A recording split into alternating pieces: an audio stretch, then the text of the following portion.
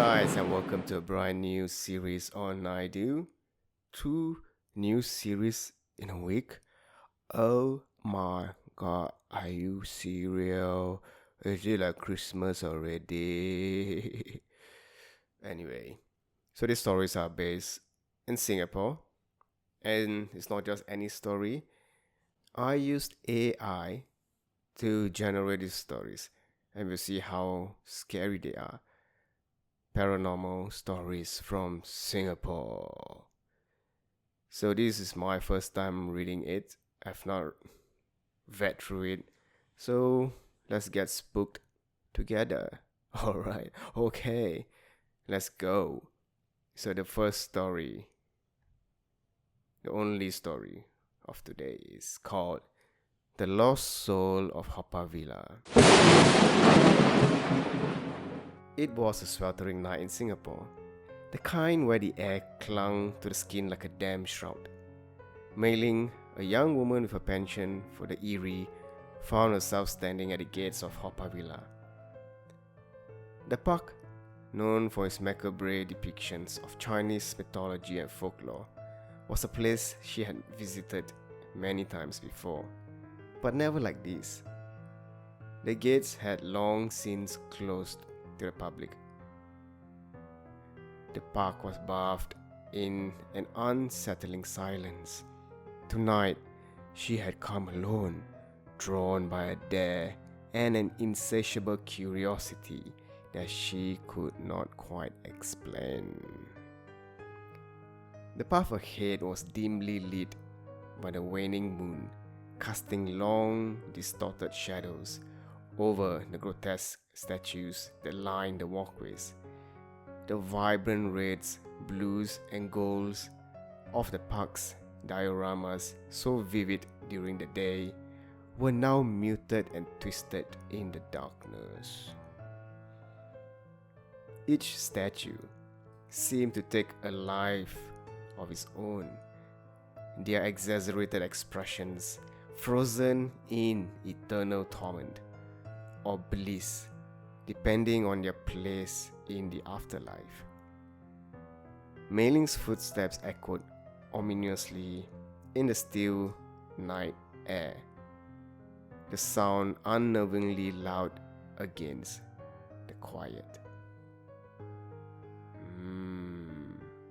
As she wandered deeper into the park, Mei Ling found herself drawn to the 10 Courts of Hell exhibit, one of the most infamous attractions in Haw Villa.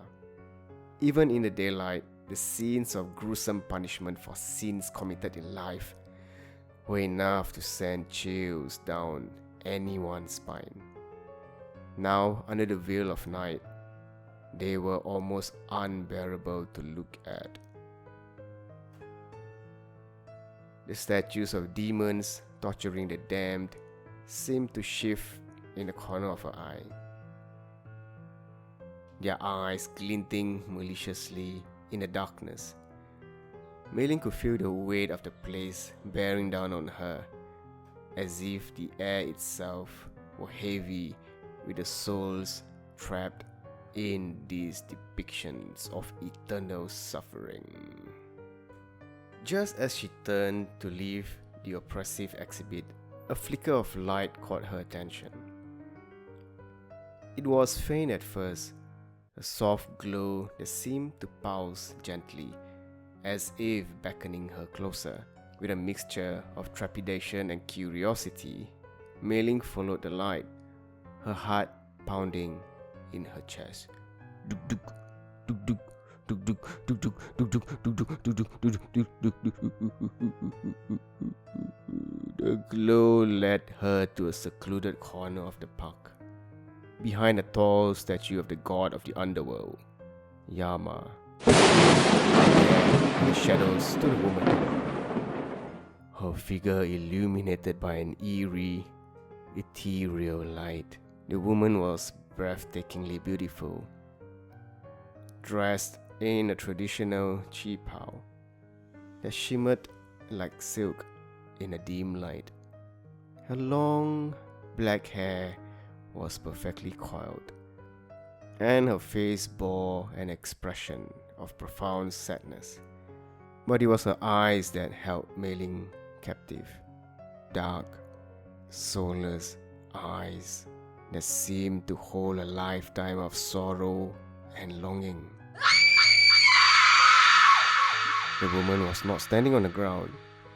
She was floating just above it, her feet hovering a few inches in the air. Mei Ling's breath caught in her throat.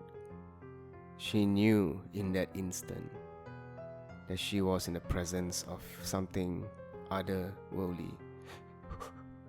Who are you? Mei Ling stammered, her voice barely a whisper. The woman turned her head slowly. Slower than that, her eyes meeting Mei Ling's with a gaze that seemed to pierce through the veil of time itself. I am Chen Li Hua, the woman replied, her voice soft and melodic, like the wind whispering through the trees. I was an opera singer, once beloved by all who heard my voice. Mei Ling felt a shiver run down her spine. The name Chen Li Hua was vaguely familiar. A name she had heard whispered in old stories but never fully understood. What happened to you? Her voice trembling with both fear and compassion. Chen Li Hua's gaze grew distant, her eyes clouding over as she pulled back into the memories of her past. I was once the star of the stage, she began, her voice tinged with the weight of her sorrow.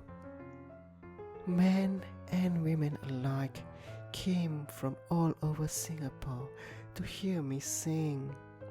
My voice brought them joy, comfort, and sometimes tears. But there was one man, a powerful and wealthy businessman named Liu Wei, who became obsessed with me. He showered me with gifts, attended every performance, and eventually declared his love for me. But I did not love him. I could not. Mei Ling listened intently, her heart aching for the spirit before her.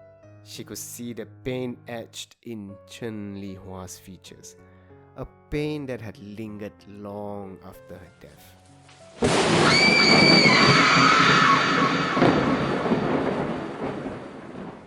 When I rejected Liu Wei, Chen Li Hua continued, her voice growing more somber, he could not bear the thought of another man having what he could not. In his rage, he spread lies about me, accusing me of theft, of betrayal, of being unworthy of the stage. His influence was vast, and soon the public turned against me. My reputation was ruined. The theater that once echoed with applause was silent. My voice, which once brought joy, became a curse. Mei Ling's eyes filled with tears as she imagined the anguish Chen Li Hua must have felt. The fall from grace, the loss of everything she had worked for, all because of one man's obsession. That's horrible, she whispered, her voice thick with emotion. Chen Li Hua nodded slowly, her ethereal form flickering like a flame in the wind. I could not live with the shame, the betrayal. I was driven to the edge of despair, and in my darkest hour, I took my own life, hoping to escape the pain. But instead of finding peace, my soul was trapped here, in this place of judgment, condemned to wander these grounds for eternity. I have watched countless souls pass through the gates of hell, judged for their sins, while I remain here, a prisoner of my own sorrow. Mei Ling's heart pounded in her chest. Boop, boop, boop, boop, boop, boop, boop. She wanted to help, to do something to ease the suffering of the spirit before her. Is there any way I can help you? She asked, her voice trembling with desperation.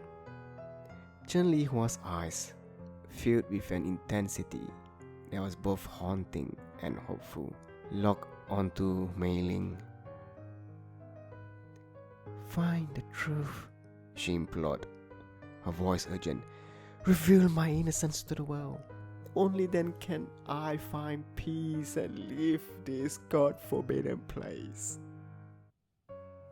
Determined to help the lost soul, Mei Ling spent the following days immersed in research. She visited the National Library, combing through all newspapers and records, seeking any mention of Chen Lihua.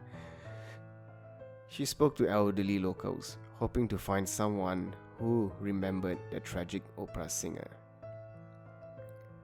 The task was daunting, and more than once she felt like giving up.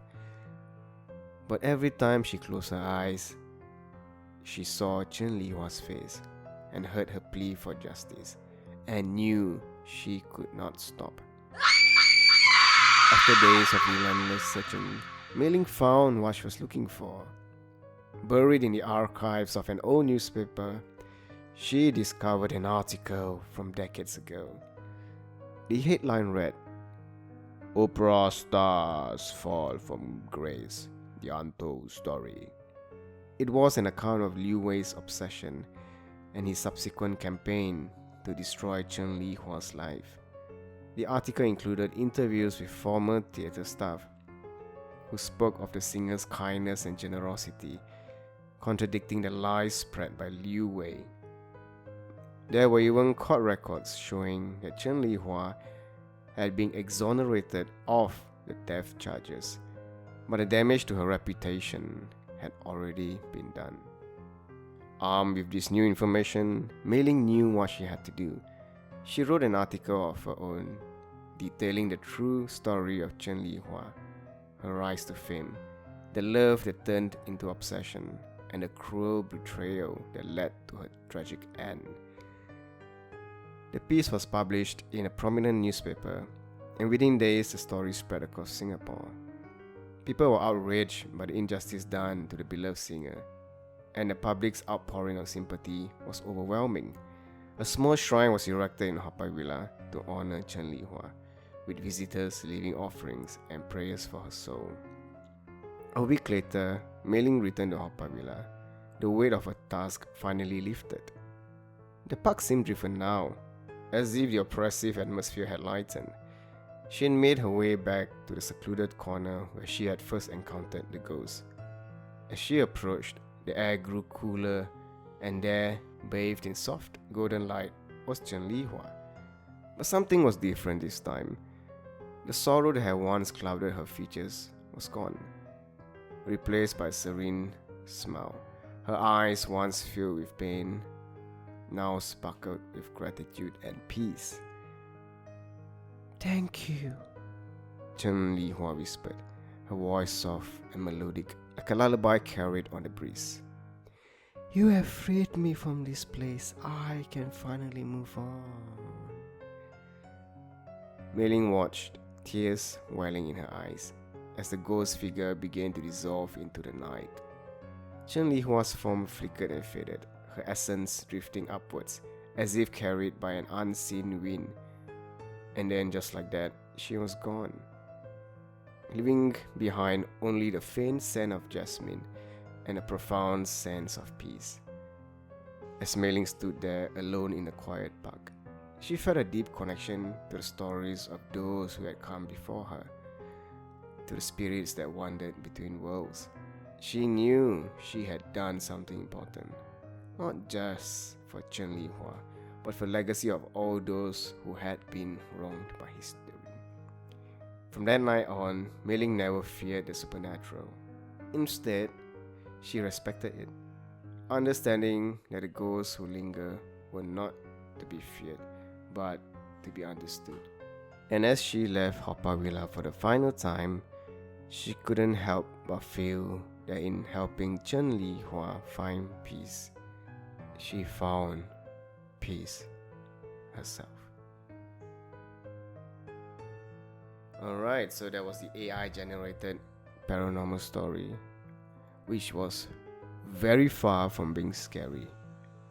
I was waiting to get spooked. Yeah, I guess it was a sweet ending. Alright, so I don't know what you thought about that story. Not scary at all. I tried to get AI to generate a much scarier story for next video. Okay? I'm gonna make sure you shit your pants. Okay? Alright, sounds like a deal. So until next time, thank you for watching and listening to the tales of the supernatural. Okay, I'll see you. Bye bye.